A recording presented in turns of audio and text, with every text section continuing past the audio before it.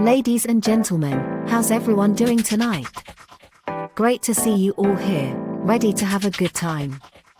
So, I've been scrolling through the news lately, and you won't believe what caught my eye. You know, they say a picture is worth 1,000 words, but in politics, it might just be worth 1,000 subpoenas.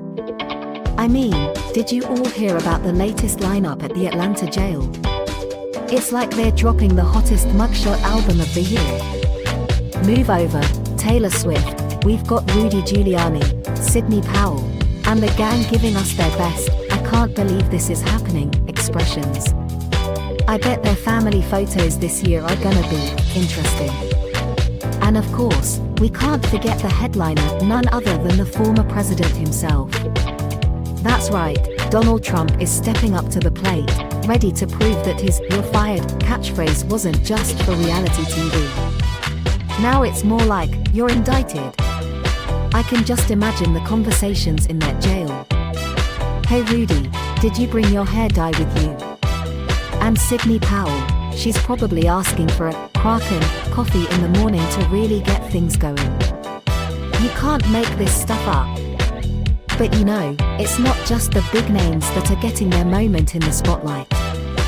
We've got lawyers, campaign officials, and even a bail bondsman thrown into the mix. It's like the Avengers of legal troubles assembling right there in Georgia.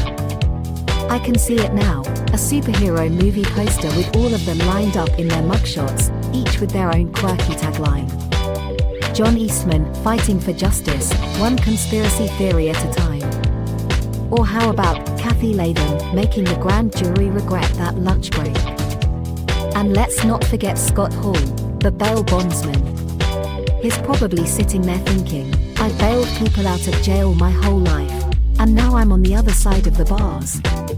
Irony, you've got a funny way of catching up. But in all seriousness, folks, isn't it a wild world we live in? Who would have thought that booking photos would become the latest pop culture phenomenon? Move over, TikTok dances, it's all about the mugshot smize now.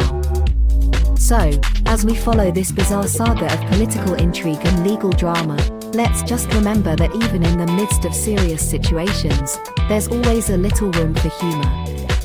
After all, if you can't laugh at the absurdity of it all, you might just end up with a mugshot of your own, from laughing too hard at the news.